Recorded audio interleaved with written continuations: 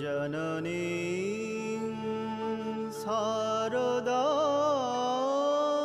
देवीं रामकृष्णं जगद्गुरुं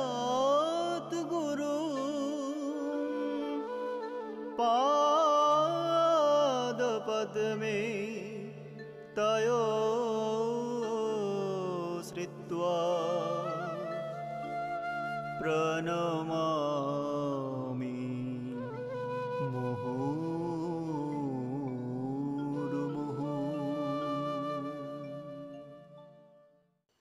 The Gospel of the Holy Mother, Sri Sharada Devi. Reminiscences and conversations recorded by Swami Arupananda. Place, Jairambati, 19th December 1909. I was talking to the mother in her room. She was lying on her bed. The conversation drifted to the Vedanta. I said to her, "Nothing exists in the world except name and form. It cannot be proved that matter exists.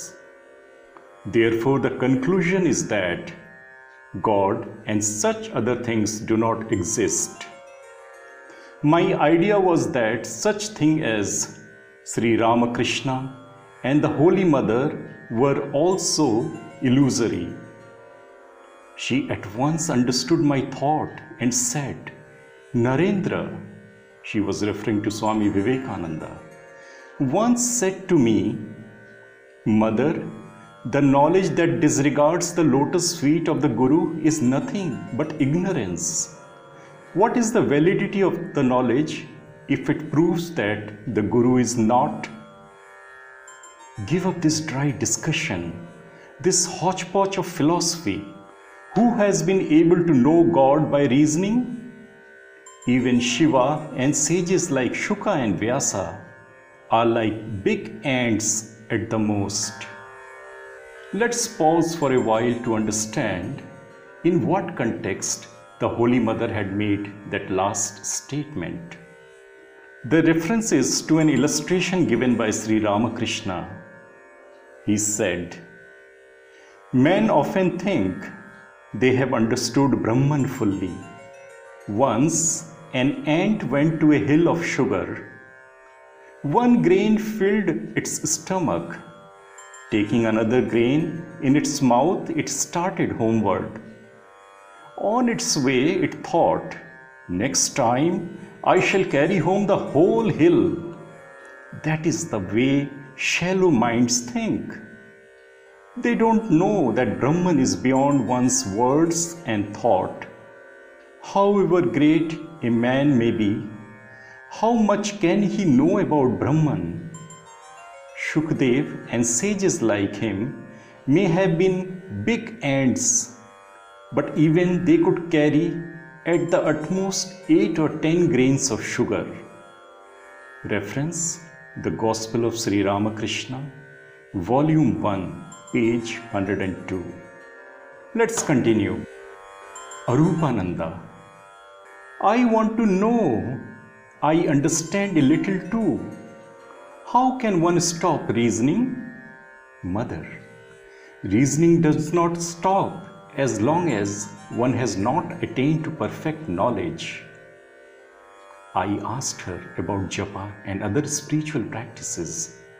The mother said, "Through these spiritual disciplines, the ties of the past karma are cut asunder. But realization of God cannot be achieved without ecstatic love, that is prema bhakti for Him. Do you know the significance of japa and other spiritual practices? By these, the dominance of the sense organs is subdued."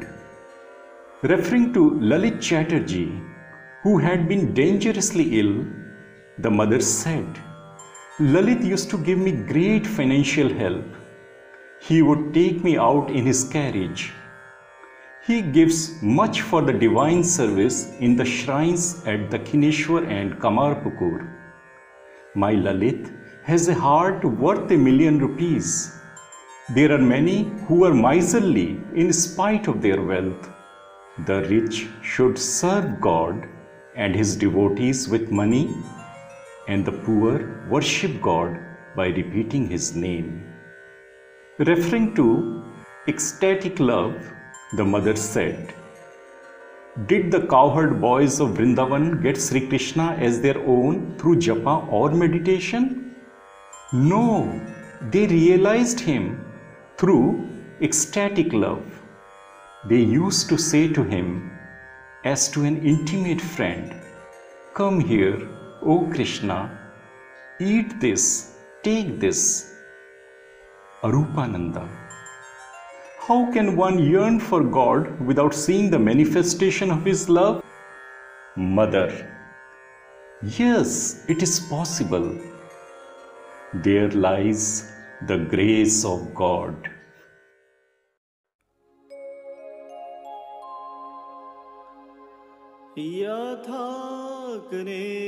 यथाग्नेर्दाहिका शक्ति रामकृष्णे स्थिता हिया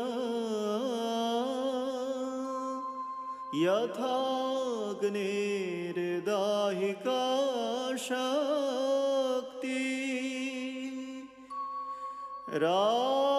रामकृष्णे स्थिता हिया